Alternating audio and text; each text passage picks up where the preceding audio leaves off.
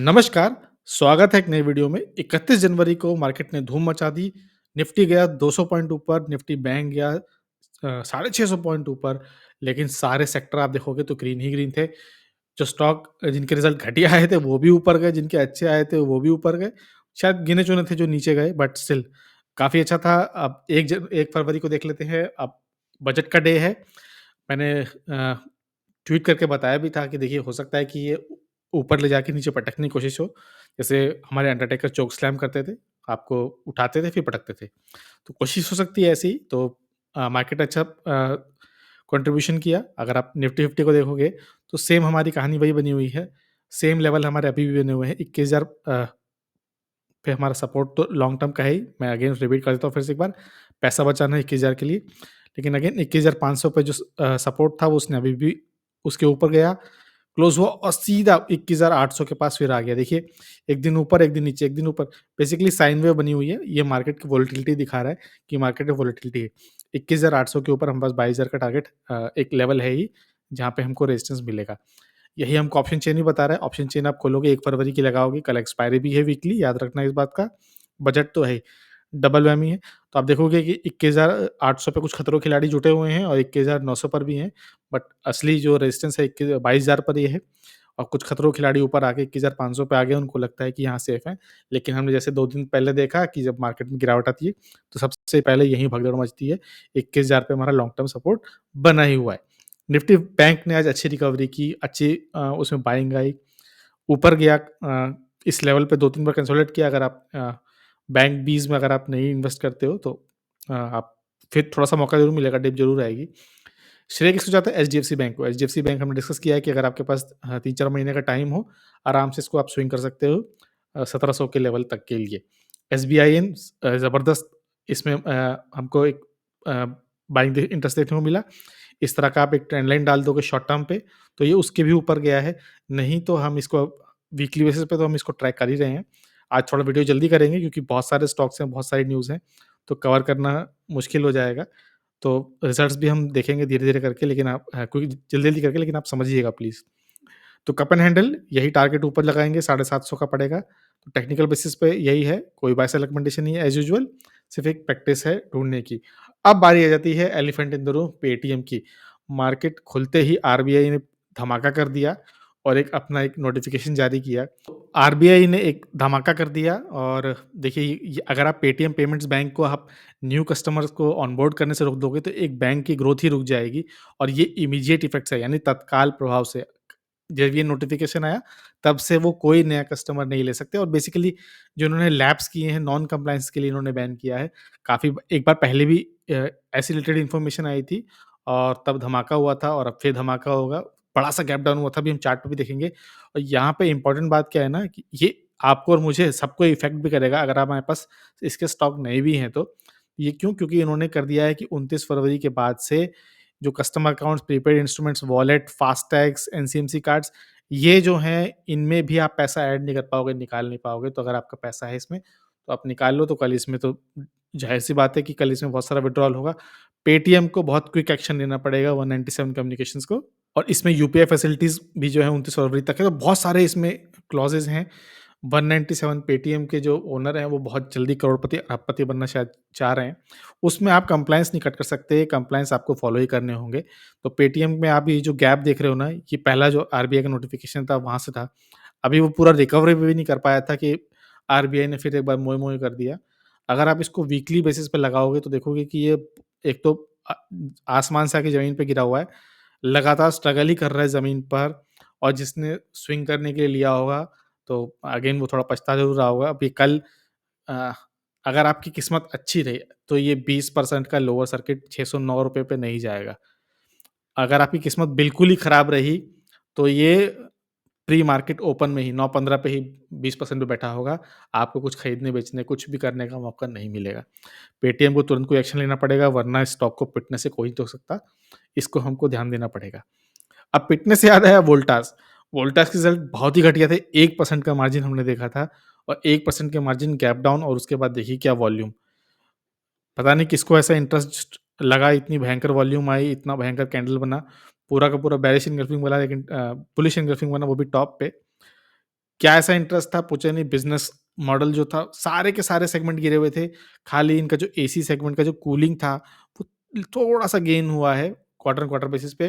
तो कुछ इन्वेस्टर्स को सुन रहा था जो उनको लग रहा था कि अ, अब ये कूलिंग में आ रहे हैं, थोड़ा और परसेंटेज गेन करेंगे। मुझे ऐसा कुछ भी नहीं दिखता। देखिए, मार्केट ही सुप्रीम है। आप रिज़ल्ट और मैं बैठ के रिज़ल्ट डिस्कस कर लें, उससे कोई फ़र्क नहीं पड़ता। एसआरएफ में भी कभी रिज़ल्ट काफ़ी खराब थे। मुझे लगा था कि 2100 पर आएगा, लेकिन वॉल्यूम देखिए अगेन और बाइंग देखिए। यहाँ एटलीस्ट एमडी साहब जो थे, स्टेटमेंट हमने कल भी पढ़ा था, आज भी पढ़ा था कि थर्ड क्वार्टर टफ था, फोर्थ क्वार्टर से इंप्रूवमेंट होगा। तो अगर मार्केट को लगता है, आप मार्केट उनको बिलीव करते हो, तो अच्छी बात है। अगर आप एमडी से आपको या मैनेजमेंट में यकीन रखते हैं, तो फिर उनकी बात का यकीन करना बनता भी है। और ऐसा नहीं है, इस लेवल पर आने पर जब नीचे आता है, तो आप पिछली बार भी देखोगे, तो इतनी ही बड़ी वॉल्यूम बनी थी, इतनी ही ऊपर गया था। तो अगर आप स्विंग करने के प्लान में हो, तो टारगेट आपके सामने ही है। इसके अलावा कैम्स भी देख लेते हैं। कैम्स में आज बाइंग इंटरेस्ट था, लेकिन ये सब मेरे हमने रेजिस्टेंस जो ड्रॉ किया था, उसके ऊपर नहीं है, गैप तो उसने आराम से फिल कर दिया है। इस रेजिस्टेंस से वो टकरा के नीचे आया। आज इनका दिन भी था, चाहे कैम्स हो, सीडीएसएल हो, बीएसई हो। बीएसई में आज अच्छा एक बाइंग इंटरेस्ट था, तो सबने आज अच्छी रिकवरी की है, अच्छी बाइंग आई, ये भी 6% आया है। केफिन टेक हम देख ही रहे हैं काफ़ी टाइम से, लगातार ऊपर जा रहा है, पूरी जर्नी को हम एन्जॉय कर रहे हैं। एंजल वन एंजल वन ने आज फिर एक जंप दिखाया 6% का, और देखिए कहाँ हमने 2800 पे डिस्कस किया था। अगर मैं वापस अपने अ, उसी ट्वीट पर आऊँ जो मैंने किया था 25 जनवरी के दिन कि 100 डीएमए के पास है, सपोर्ट है, ऊपर से 25% का डिस्काउंट है, तो फिर वो एक बार सही साबित हुआ है और देखिए ऊपर गया है। हालाँकि इसमें कुछ न्यूज़ बेस ज़रूर थी, जो बाद में एंजल वन ने डिक्लाइन किया उसको नोटिफ़िकेशन लाके। कुछ लोग का कहना था कि ब्लैक रॉक के साथ इनका टाई अप हुआ है, जो अभी फ़िलहाल मना कर दिया एंजल वन ने, ऐसी कोई बात नहीं है। बट स्टिल उसके जो भी हो 6% ऊपर ज़रूर गया है, ₹200 ऊपर गया गया है। अगर आप उस लेवल से देखोगे, इस 100 डीएमए से ही देख लेते हैं, तो 16% मूव कर ही चुका है। तो अब आपको देखना है, आपको किस तरीके से ट्रैक करना है, किस तरह से आपको देखना है। तो रिज़ल्ट्स भी देख लेते हैं, अगेन क्विकली देखेंगे, बहुत डीप में नहीं देखेंगे। डेटा पैटर्न्स के रिज़ल्ट्स अच्छे आए हैं, देखिए क्वार्टर ऑन क्वार्टर भी इंक्रीज़ है, ईयर ऑन इंक्रीज़ भी है। मैं इनकी ऑर्डर बुक देख रहा था, इनकी ऑर्डर बुक अभी भी 975 करोड़ की है जो इनके हैंड में है, और उसमें 34 करोड़ और आएगा, जो कि नेगोशिएबल होगा। तो ये भी जब इफ़ेक्ट होगा तो देखा जाएगा। फिलहाल आप देखोगे तो year on year, quarter on quarter दोनों तरफ इंक्रीज़ है, प्रॉफिट भी बढ़ा है, एबिटा भी बढ़ा है, एबिटा मार्जिन्स भी बढ़े हैं। चार्ट हमारे पास है ही, अच्छा खासा इसने रिकवर किया है। इसी के बीच में हमने स्विंग भी किया था, और 200 डीएमए का सपोर्ट भी है। ये कल अगर गैप अप, कल मुश्किल हो जाएगा शायद इसको पकड़ना, अगर रिज़ल्ट मार्केट को लगता है कि अच्छे हैं तो। बट अगेन एक सपोर्ट लेवल हमको क्लियरली दिख ही रहे हैं। इसके बाद दूसरे रिज़ल्ट्स पे आ जाते हैं। दूसरा रिज़ल्ट है हमारे पास मैनकाइंड फार्मा का। यहाँ ईयर ऑन ईयर तो अच्छे हैं, लेकिन क्वार्टर-क्वार्टर थोड़ा-सा डिक्लाइन ज़रूर आया है। इनके एबिटा में थोड़ा-सा डिक्लाइन आया है, थोड़ा तो लेकिन प्रॉफिट इनके तभी बढ़े हुए हैं यहाँ पे। अगर आप देखोगे तो इनकी जो आउट परफॉर्मिंग हुई क्रॉनिक थेरेपीज़ की जो इनके सेल्स है, वो डबल हुई, इनका रेवेन्यू बहुत बढ़ गया है। अच्छा खासा इन्होंने सेल किया है। कुछ कुछ जगह इनको दिक्कत आई है, बट मोर ओवर ठीक ही रिज़ल्ट है। एक्सपेक्टेशन एक्चुअली बहुत ज़्यादा थी। तो अब देखना होगा कि किस बड़े ब्रोकर्स देखते हैं। अगर जिस तरह से भी देखें, हमको हमारे लेवल पता है, हमने ड्रॉ करके रखे हुए हैं, ये भी एक चैनल में चल रहा है। इसी लेवल पे हमने बाइंग की थी इसकी स्विंग के लिए। इसका ब्रेकआउट आने के बाद रीटेस्ट और फिर अपवर्ड एक जर्नी हुई थी। गैप डाउन हुआ, यहाँ एक बल्क डील थी, फिर वापस रिकवर किया। अगेन इसी लेवल पे पहले भी कई बार सपोर्ट ले चुका है, तो वापस आया है, कोई बात नहीं, एक चांस बनेगा। तो अगर पॉजिटिव साइड में रिजल्ट ट्रीट किया मार्केट ने, तो इसका एक डेफिनेट सी बात है, अपवर्ड मूवमेंट आएगा। अगर एक्सपेक्टेशंस मीट नहीं किया, तो 1935 पहला टारगेट तो रहेगा ही। आई थिंक इसमें बड़े मूव आते हैं जब, तो आराम से ये स्टॉक की वैल्यू भी ज़्यादा है, तो इसको भी ब्रीच कर देगा, तो यहाँ पे भी आ सकता है, 1900 के लेवल पर भी आ सकता है, थोड़ा सा उससे नीचे भी आ सकता है। तो आप इस बात का ध्यान रखना, लेवल्स हमको पता होना चाहिए। अदानी विलमार के देख लेते हैं रिजल्ट। अदानी विलमार के रिजल्ट दोनों तरफ से खराब है, quarter on quarter, year on year. लेकिन इसमें जो इम्पोर्टेंट बात है ना, कि इनका एबिटा बढ़ा है और प्रॉफिट भी बढ़ा है। बेसिकली आप क्वार्टर ऑन क्वार्टर देखोगे, तो लॉस से ये प्रॉफिट में आ गई है, और ऐसा कुछ बहुत ज़्यादा नहीं हुआ है, सेल भी उतनी लिमिटेड है, लेकिन फ़र्क जो है वो मार्जिन का आ गया। लास्ट दिसंबर में भी 4% का मार्जिन था, यहाँ ये घट-घट के 1% पे आ गया। अब 1% तो वोल्टास का भी था, तो उसका इतना जम कर गया, तो ये तो फिर भी 4% है, और ऊपर से लॉस से प्रॉफिट में आई है। तो मुझे लगता है कि ठीक रिज़ल्ट होगा। अगेन लेवल हमको पता ही है, नीचे 346 का सपोर्ट है और ऊपर 390 है। तो अगर, और इसमें इश्यू क्या है कि जब ये ऊपर जाता है, अगर आप देखो, जब ये ऊपर जाता है तो सर्किट टू सर्किट जाता है। तो अगर आपको अच्छा लगे रिज़ल्ट, बाइंग करने के लिए मिले, ये हमने जो है ना वीकली बेसिस पर ड्रॉ कर रखा है। ऐसा नहीं कि हमने अपने मन से ड्रॉ कर लिए। अगर आप वीकली बेसिस पे देखोगे तो वीकली बेसिस पर हमको ये दिख रहे हैं। तो अगेन अगर आपको एनालिसिस देखनी है तो देखना है, वरना ये अभी भी एक बड़ा लेवल जो है इसका ₹450 का है, तब ऊपर जाएगा, उसके ऊपर जाएगा तो कहेंगे। अगर बेसिकली इसको कुछ इस तरह से एक inverted head and shoulder type बनाना पड़ेगा, तब हम कहेंगे कि इस लेवल से जा रहा है। तो 450 का लेवल एक बड़ा टारगेट है शॉर्ट टर्म, मीडियम टर्म पे, बट फिलहाल तो इसको 390 या 400 के पास ही पहले बीट कर जाए, वही बहुत बड़ी बात है। इसके बाद हम 2 रिस्क कंपनियों के रिज़ल्ट देखेंगे, एक है जुबिलिएंट और एक है रिलैक्सो। काफ़ी खराब रिज़ल्ट हैं दोनों के। तो रिलैक्सो फुटवियर के रिज़ल्ट देखेंगे तो क्वार्टर ऑन क्वार्टर सेल्स कम है, ईयर ऑन ईयर थोड़ी बढ़ी हुई है। एबिटा मार्जिन देखेंगे तो क्वार्टर ऑन क्वार्टर डिक्रीज़ है, ईयर ऑन ईयर थोड़ी-सी बढ़ी हुई है, और सेम नेट प्रॉफिट की भी सेम कहानी है कि क्वार्टर ऑन क्वार्टर तो यहाँ भी गिरा हुआ है और ईयर ऑन ईयर बढ़ा हुआ है। मैं रिज़ल्ट डिटेल में देख रहा था, रिपोर्ट भी पढ़ रहा था, कुछ भी ऐसा नहीं है, वहाँ बस वादों की बात चल रही है कि हो सकता है अच्छे रिज़ल्ट आएँ, हो सकता है खराब रिज़ल्ट आएँ, बट पॉइंट ये है कि आपको कब तक आप मार्केट पे टिके रहोगे वादों पर। बहुत देर से स्टॉक पिटे जा रहा है, तो रिलैक्सो पहले भी अपना ब्रेक कर चुका है। देखिए, अगर मैं मूविंग एवरेज लगा दूँ ना तो आपको ज़रूर देखने को मिलेगा, लेकिन किसी कंपनी का वीक साइन क्या होता है, जब वो वीकली बेसिस पर 200 डीएमए के नीचे चले जाए। ये वीकली बेसिस पर 200 डीएमए के नीचे है, बिल्कुल भी पॉजिटिव साइन नहीं है। अ, बट पता नहीं किस तरह से मार्केट की रिएक्शन होगी। हम वोल्टास और एसआरएफ तो देख ही चुके हैं। मेरे हिसाब से काफ़ी घटिया रिज़ल्ट है, तो वापस 750 के पास मूव करेगा। अगर आप लेके फँसे हुए हो उसको तो अ, वेरी सॉरी, मैं भी लेके फँसा हुआ हूँ। अ, कुछ नहीं हो रहा है इसमें, लगातार ये अगर आप देखो तो लोअर लो ही बनाया जा रहा है, लोअर हाई बनाया जा रहा है। एक बार भी इसने वीकली बेसिस पर अपर हाई नहीं बनाया, किसी हाई को भी बीट नहीं किया। एक पॉजिटिव सिंबल नहीं है, तो रिलैक्सो में कल डाउनवर्ड मूवमेंट आने के पूरे चांस है। 750 के लेवल है, वहाँ से हो सकता है कुछ सपोर्ट ले कंसोलिडेट करे, या कोई बड़ा बायर आ जाए, ये अपनी कवरेज इंक्रीज़ कर दे, तो एक बार में 10-20% इस तरह का हमको जिस तरह यहाँ मिल रहा है, इस तरह का आपको देखने को मिले। बट नंबर में ऐसा कुछ भी नहीं।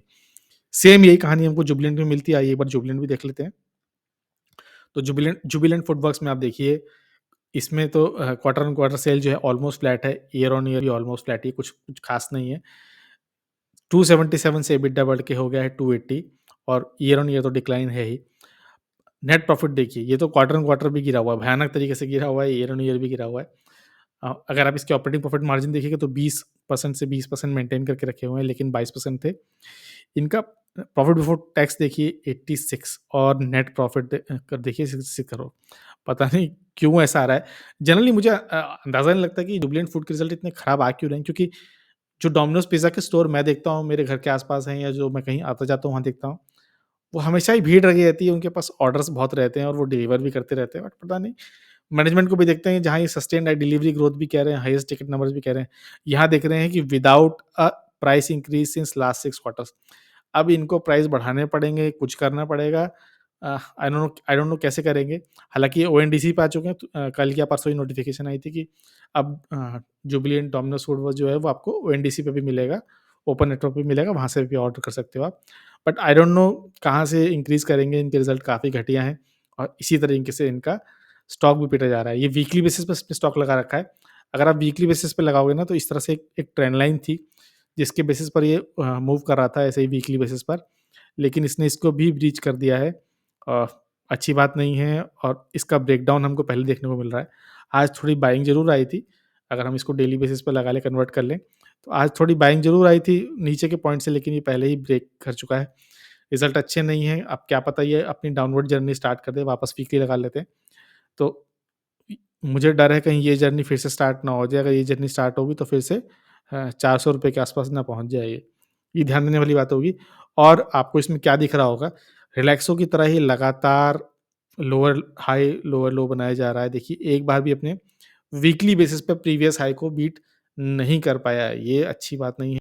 इसीलिए डोमिनोज़ फूडवर्क एकेए जुबिलेंट फूडवर्क्स में डाउनवर्ड ट्रैजेक्टरी ही रहेगी। इसके अलावा एशियन पेंट्स देख लेते हैं। एशियन पेंट्स हमने डिस्कस किया था डेली और वीकली बेसिस पर। अभी भी इस लेवल पे कंसोलिडेट कर रहा है। ज़रूर वॉल्यूम हमको रेड बार वॉल्यूम बार्स हमको रेड में दिख रहे हैं, बट अगेन अपने आप को होल्ड करके बैठा हुआ है। वीकली बेसिस पर आपको नहीं तो इस तरह से ड्रॉ कर लीजिए। इसी लेवल पे थोड़ा-सा हमको इंटरेस्ट ज़रूर दिख रहा है। वीकली बेसिस पे अभी भी ग्रीन है। तो हो सकता है कुछ मॉर्निंग स्टार बन जाए, जैसे देखिए यहाँ पर मॉर्निंग स्टार अगर आपको दिख रहा है, तो यहाँ पर भी आपको दिखेगा। इस तरह के पैटर्न से ये पहले भी बना चुका है। तो ये देखिए यहाँ भी बना चुका है, तो कंसोलिडेट कर रहा है, यहाँ पे हो सकता है कि वो वीक और कंसोलिडेट करे, फिर मूव करे। शॉर्ट टर्म पे स्विंग कर सकते हो, एशियन पेंट्स वैसे भी एक स्टेबल कंपनी है, याद रखिए।